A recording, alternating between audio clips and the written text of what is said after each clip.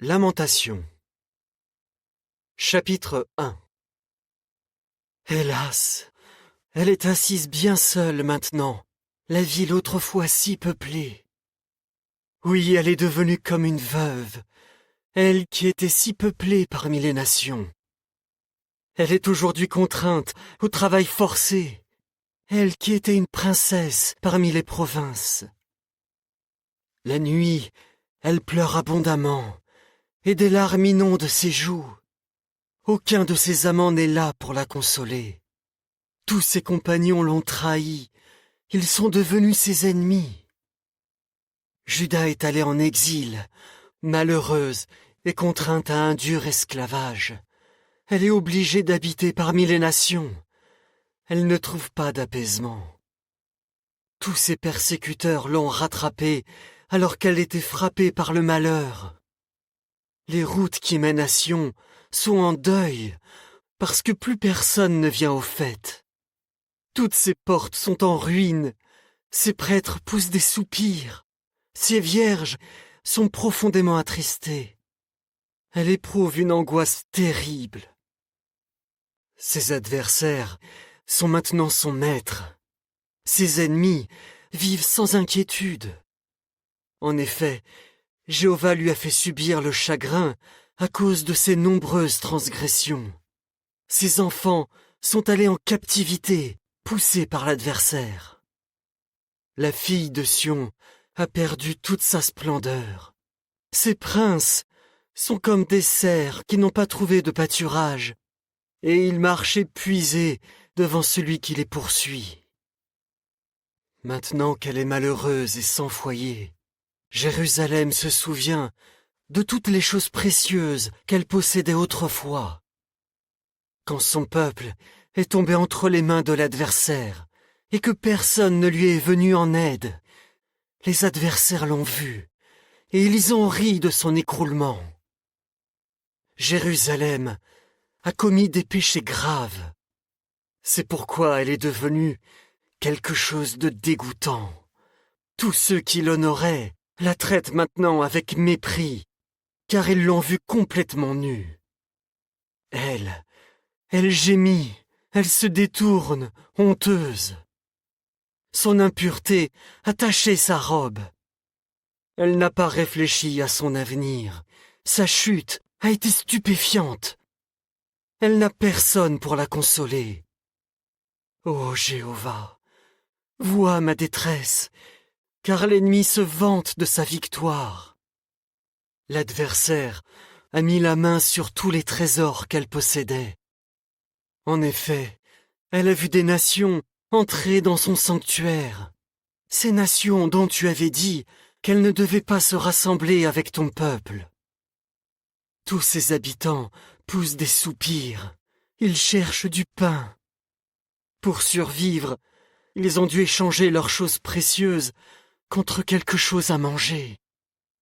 Regarde, ô Jéhovah, et vois, je suis devenue comme une femme sans valeur. Vous tous qui passez par la route, cela ne vous fait-il donc rien? Regardez et voyez, existe-t-il une douleur pareille à celle qui m'a été infligée, la douleur que Jéhovah m'a causée à l'époque de sa colère ardente? D'en haut, il a envoyé un feu dans mes os. Il se rend maître de chacun de mes os. Il a tendu un filet devant mes pieds.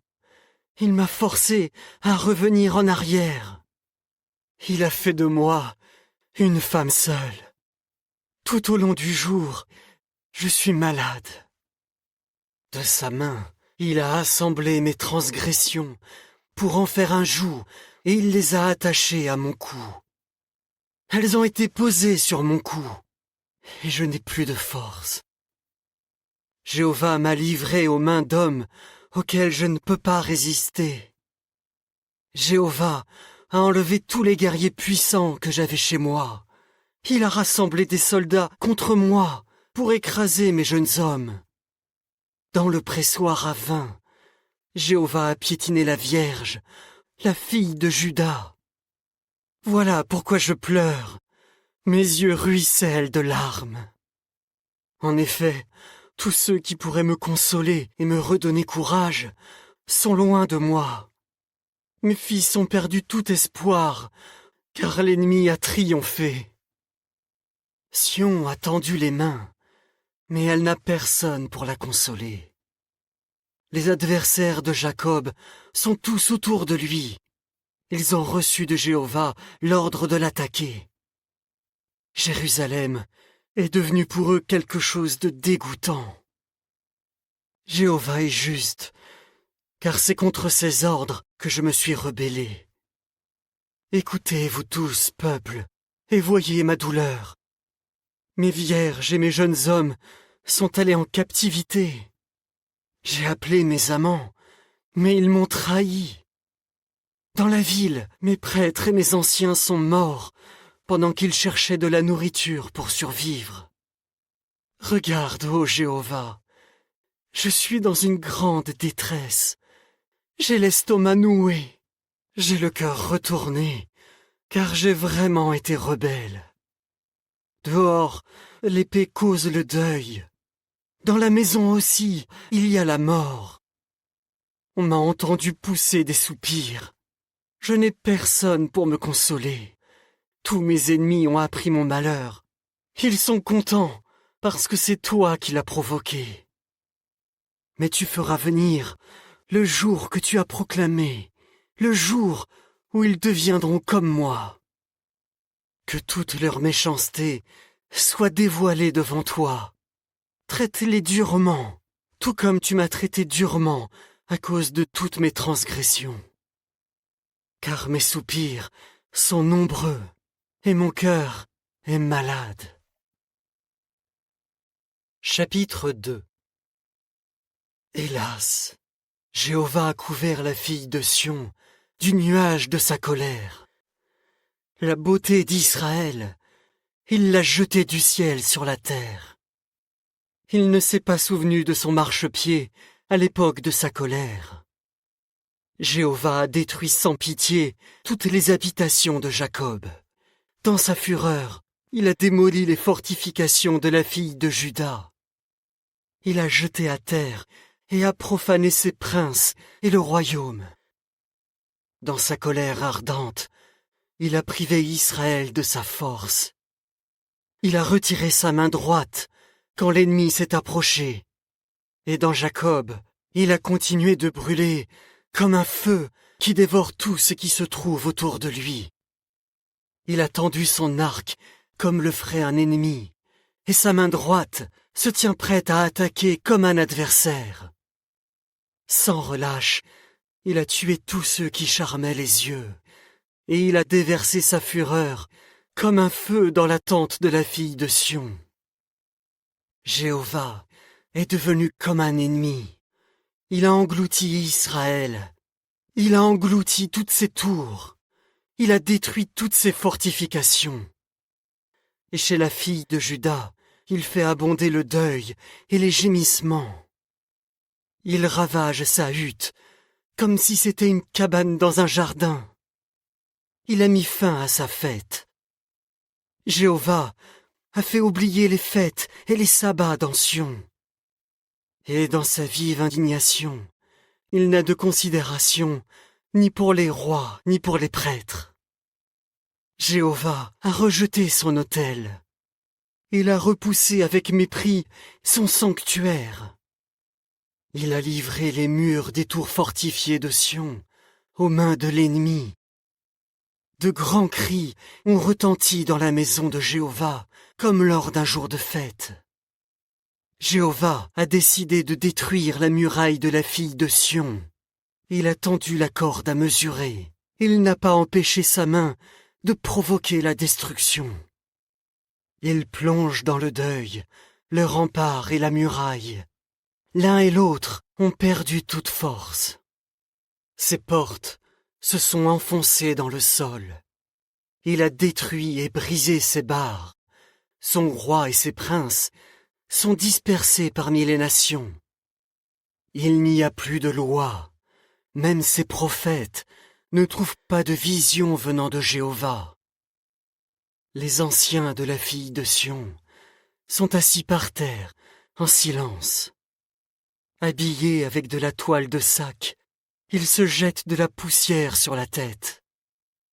Les vierges de Jérusalem ont baissé la tête jusqu'à terre. Mes yeux sont épuisés à force de pleurer. J'ai l'estomac noué. Mon foie s'est vidé par terre à cause de la chute de la fille de mon peuple. Parce que sur les places de la ville, les enfants et les nourrissons s'évanouissent.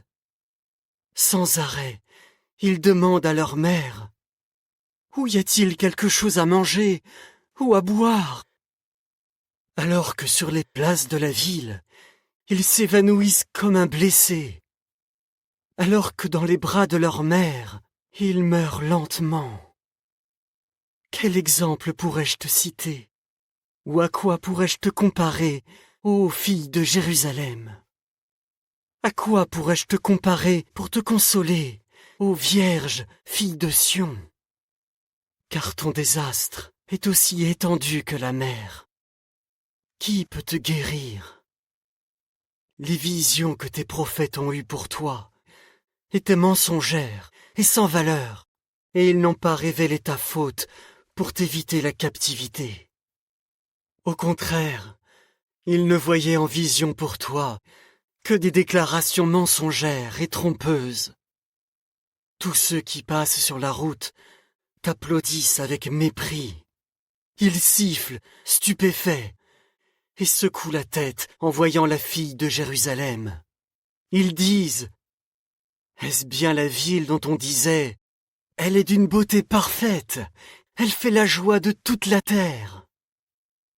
Tous tes ennemis ont parlé en mal de toi. Ils sifflent et grincent des dents. Ils disent « Nous l'avons englouti. Voilà enfin le jour que nous attendions. Il est arrivé et nous l'avons vu. » Jéhovah a fait ce qu'il avait décidé de faire. Il a accompli sa parole, ce qu'il avait ordonné autrefois. Il a démoli sans pitié. Il a laissé l'ennemi se réjouir à ton sujet. Il a rendu tes adversaires plus forts. Le cœur du peuple appelle Jéhovah à grands cris, ô murailles de la fille de Sion. Que tes larmes coulent comme un torrent jour et nuit. Ne t'accorde aucun répit, ne laisse pas ton œil se reposer. Lève-toi, pousse des cris pendant la nuit, au début des veilles. Ce que tu as dans le cœur, répands-le devant Jéhovah comme de l'eau.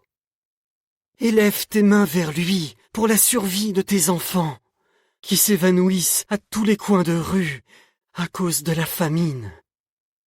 Vois, ô Jéhovah, et regarde le peuple que tu as traité si durement. Faut-il que les femmes continuent à manger leurs propres petits, des enfants nés en pleine santé? Faut-il que les prêtres et les prophètes soient tués dans le sanctuaire de Jéhovah? Sur le sol des rues, les jeunes garçons et les vieillards sont étendus, morts. Mes vierges et mes jeunes hommes ont été tués par l'épée. Le jour de ta colère, tu as tué, tu as abattu sans pitié. Tu convoques des terreurs de toutes parts, comme si elles devaient assister à une fête. Le jour de la colère de Jéhovah, personne n'en a réchappé, personne n'a survécu. Ceux que j'avais mis au monde et que j'avais élevés, mon ennemi les a exterminés. Chapitre 3. Je suis l'homme qui a vu la détresse à cause du bâton de sa fureur. Il m'a chassé, et il me fait marcher dans les ténèbres, et non dans la lumière. Oui, sans cesse, toute la journée, il tend sa main pour me punir. Il a fait dépérir ma chair et ma peau, il m'a brisé les os. Il m'a assiégé. Tout autour de moi, il a répandu un poison amer et le malheur. Il m'a obligé à habiter dans des lieux obscurs, comme les hommes qui sont morts depuis longtemps. Il m'a entouré d'un mur pour que je ne puisse pas m'échapper, Il m'a attaché avec de lourdes entraves de cuivre, et quand désespérément je crie au secours, il refuse d'écouter ma prière. Il a muré mes sentiers avec des pierres taillées, il a rendu sinueuses mes routes. Il m'attend, embusqué comme un ours, caché comme un lion.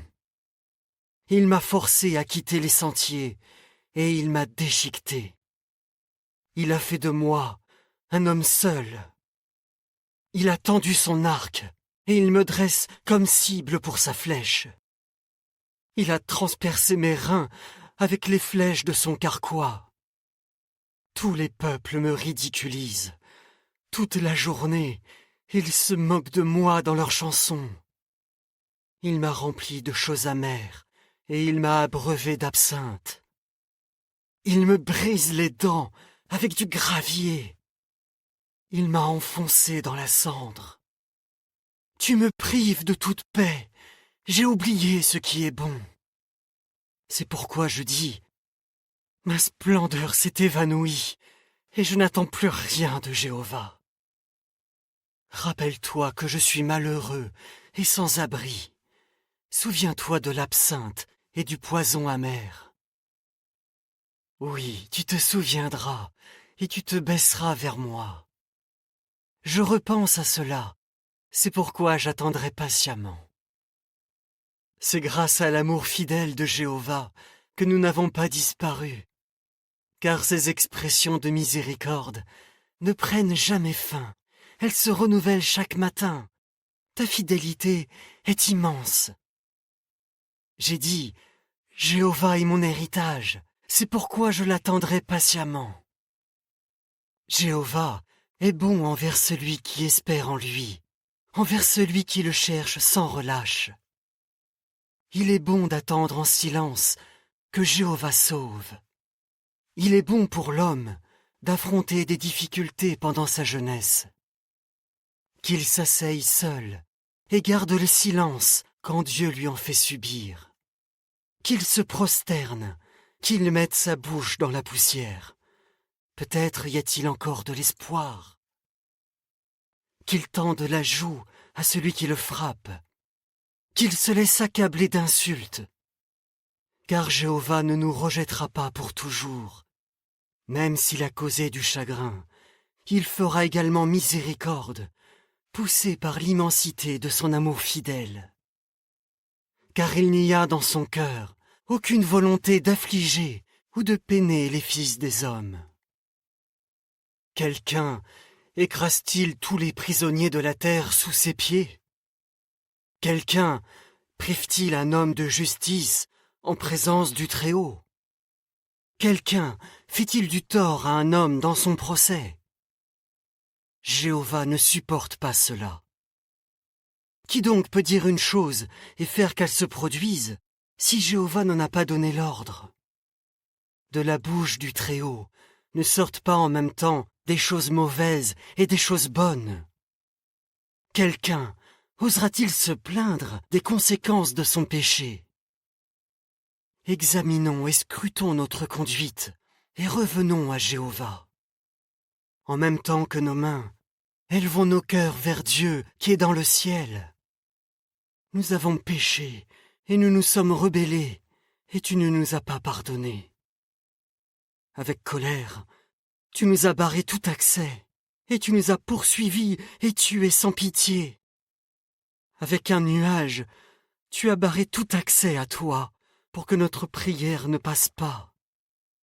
Tu fais de nous des déchets et des ordures parmi les peuples. Tous nos ennemis parlent en mal de nous. Terreur et piège, voilà ce qui nous arrive. Dévastation et désastre.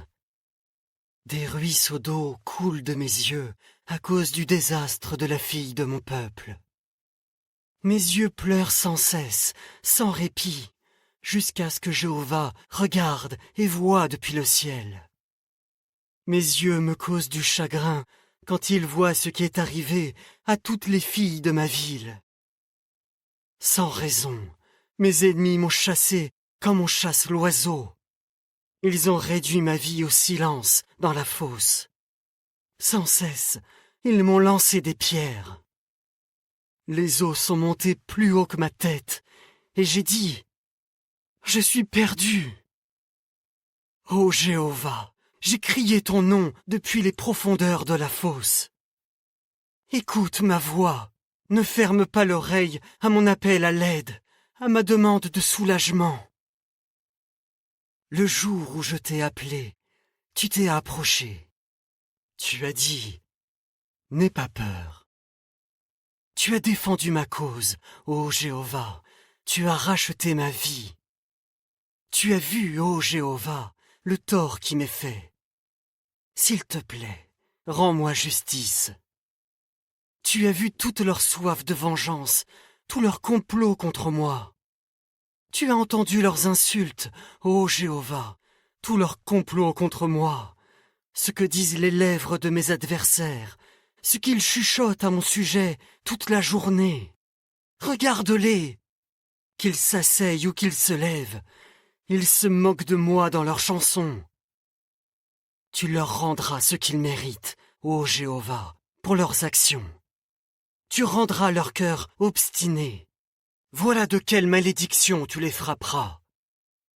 Dans ta colère, ô Jéhovah, tu les poursuivras et tu les feras disparaître de dessous ton ciel. Chapitre 4. Comme il s'est terni, l'or brillant, l'or fin. Hélas, les pierres sacrées sont éparpillées à tous les coins de rue. Quant aux précieux fils de Sion, eux qui valaient leur poids en or affiné, on les a considérés comme de vulgaires jarres en terre cuite, l'œuvre des mains d'un potier. Même les chacals présentent la mamelle à leurs petits pour les allaiter, mais la fille de mon peuple, elle, est devenue cruelle, comme les autruches dans le désert. La langue du nourrisson colle à son palais à cause de la soif. Les enfants réclament du pain, mais personne ne leur en donne. Ceux qui étaient habitués à manger des aliments savoureux sont étendus dans les rues, affamés.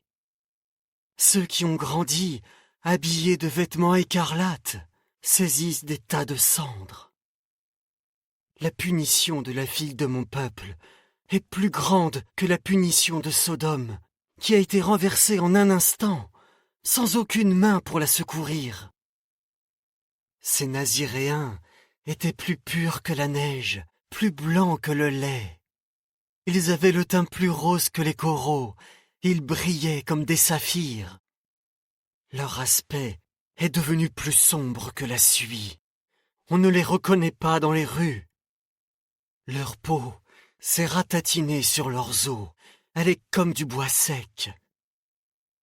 Mieux vaut être tué par l'épée que d'être tué par la famine, que de dépérir comme transpercé par le manque de produits des champs.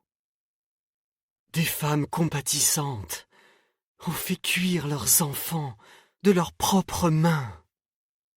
Ils sont devenus leur nourriture de deuil lors du désastre de la fille de mon peuple.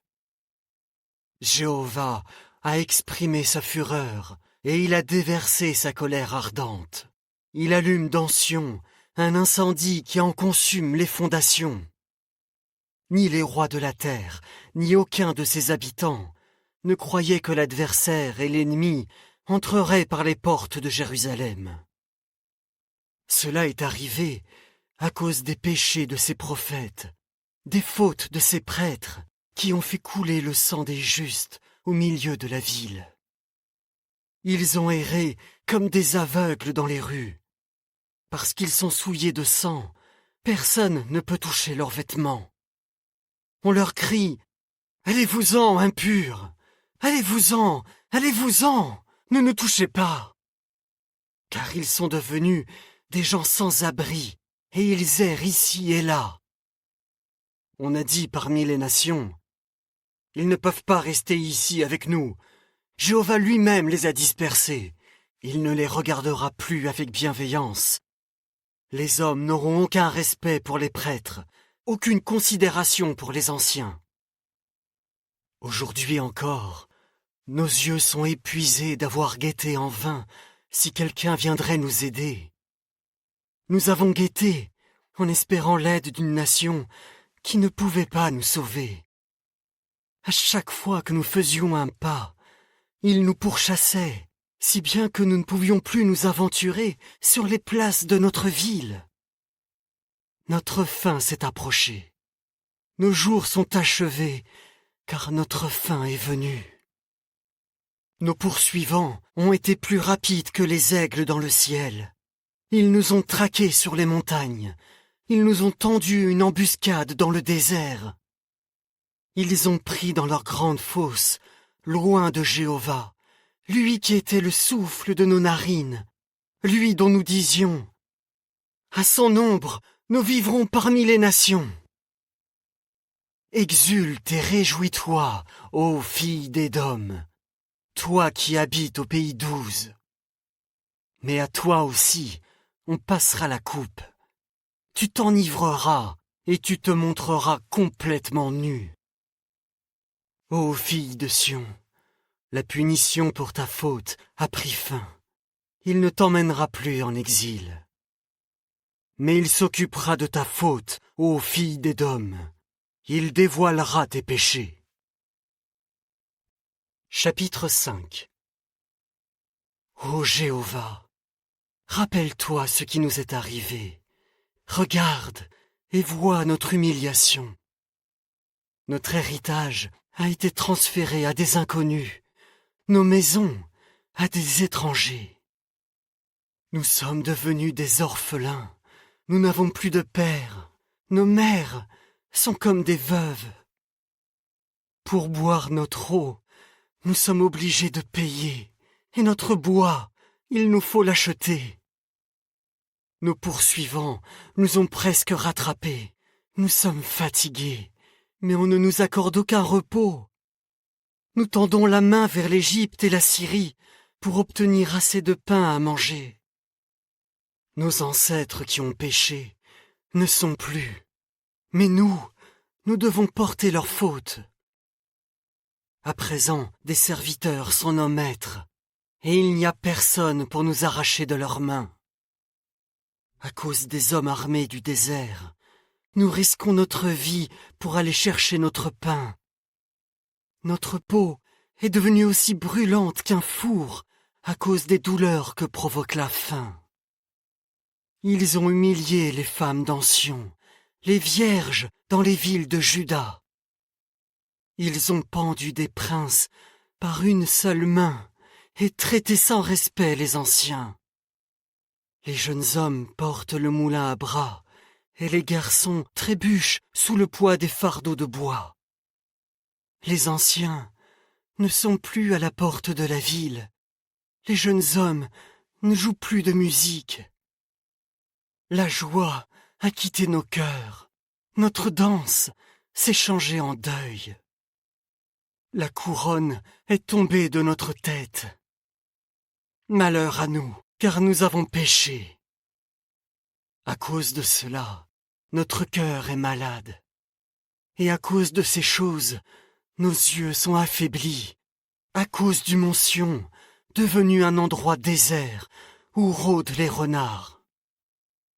Quant à toi, ô Jéhovah, tu règnes pour toujours. Ton trône existe de génération en génération.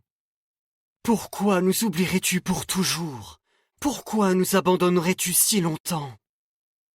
Ramène-nous à toi, ô Jéhovah, et nous reviendrons à toi volontiers. Fais que tout redevienne comme avant. Mais tu nous as complètement rejetés. Ta colère contre nous reste intense.